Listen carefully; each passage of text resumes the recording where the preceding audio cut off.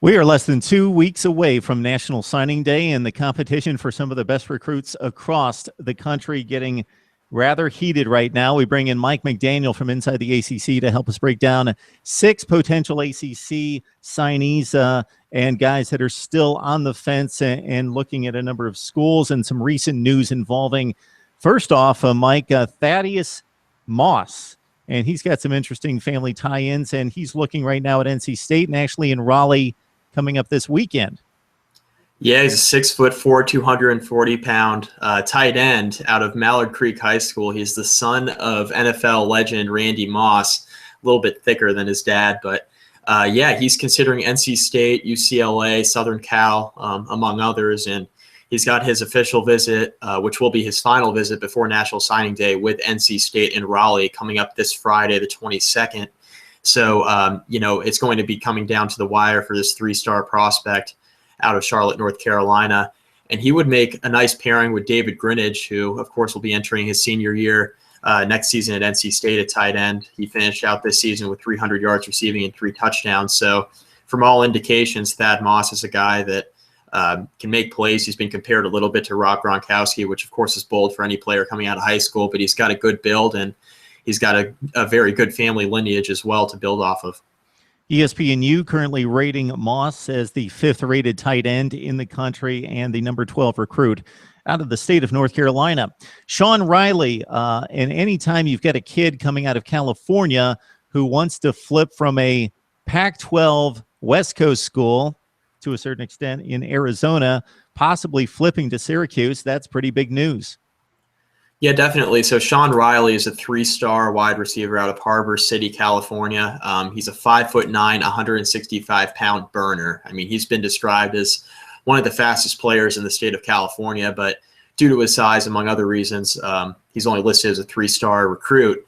But he flipped from Arizona to Syracuse on Monday, and it was largely because Arizona had asked him to gray shirt, which, means that he would have to sit out a year and do his academics and not be able to play. So he, that sparked some controversy within his inner circle, and he decided that he wanted to start looking elsewhere. And his high school offensive coordinator is former NFL tight end Brandon Manu-Maliuna, who is the former teammate at University of Arizona with Riley's new head coach at Syracuse, Dino Babbers, who just took over a couple short weeks ago. And Babbers and Manu-Maliuna's relationship kind of sparked the interest of Sean Riley and getting him to maybe consider flipping to Syracuse. And he eventually did that earlier this week. And he's an electric slot receiver who definitely will be able to fill in for Brisley Esteem at wide receiver and returner coming up once he graduates here in a couple of years. But Sean Riley is the guy that Syracuse is hoping to make an impact right away in their new offense. Brisley Esteem, of course, a guy that we spotlighted just a few weeks ago in talking about the top 10 special teams players in the conference, and who holds several Syracuse return records in regards to yardage and touchdowns. Justin Shaffer, a 3-star out of Georgia, and Georgia's certainly fertile ground for recruiting, per capita, one of the top states in the nation in producing top college football talent, and you've got some news there. Yeah, so Justin Shaffer, he won't be committing anytime real soon. He's a class of 2017, he won't be officially signing on anytime soon. He's a class of 2017, and he's the first verbal commit of Louisville's 2017 class. He's a 3-star offensive tackle out of Ellenwood, Georgia, from Cedar Grove High School, a big 6'5", 330-pound, very athletic on the outside from all the scouting reports I read at offensive tackle. And he's a guy we'll have to monitor closely because teams will no doubt be looking to pry him away from Louisville. But he's verbally pledged. He said that he really likes the academics there that they have at Louisville, and that was a big reason why he decided to commit early. His only other offer at this stage in the game was from Charlotte. So he received interest along the way from NC State, Alabama, UNC, and Mississippi State, although none of those 4 schools ended up offering him a scholarship. And some of that has to do with how far out he is in the process. There's still a lot of time before his signing day rolls around a little over a year from now. But Justin Shaffer making news as he verbally commits to the University of Louisville. Mike McDaniel joining us from inside the ACC, and with all the coaching shakeups that we see each and every offseason as soon as postseason play is completed, it's interesting to see how these players are either committed to the school or sometimes committed to the coach. And once the coach flips and goes somewhere else, we see players running all over the place and staying with that coaching commitment, and such as seems to be the case with Malik Young. Yeah, so before we get into Malik Young, let me talk first about the Mark Richt effect. So he resigns, he gets released from his duties at Georgia, and he ends up in Miami. Well, immediately he begins recruiting quarterback Jacob Eason, who's one of the top 5 or 10 recruits in the country, depending on where you look.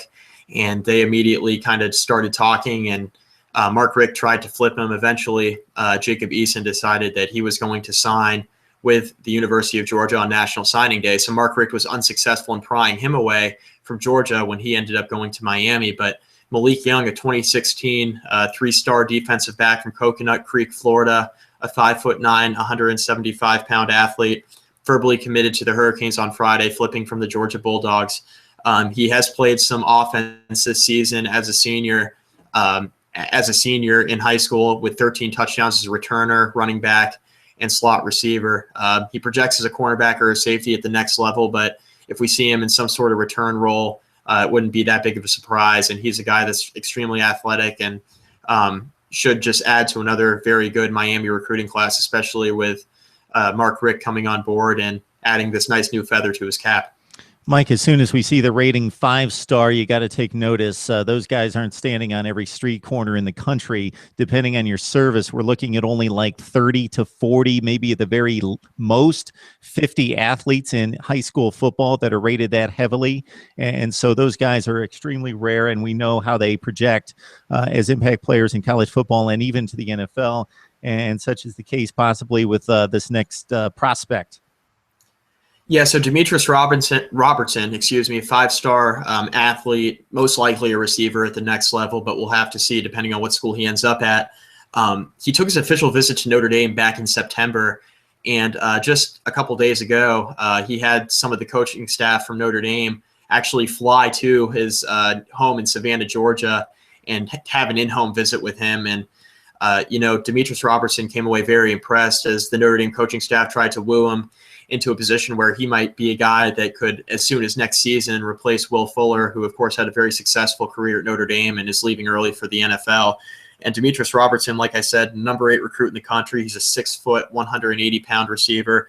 Ohio State, Georgia, Notre Dame, Alabama, all in the mix for this 5-star services. But it sounds like Notre Dame's making one last real hard push for Demetrius Robertson, who would immediately fill a need that Will Fuller is leaving behind on the outside. All right, we're less than 2 weeks away from National Signing Day. Mike McDaniel from inside the ACC helping us break down 6 prospects who are looking at ACC schools and Notre Dame in particular. Thanks, Mike. All right, thanks, Mark.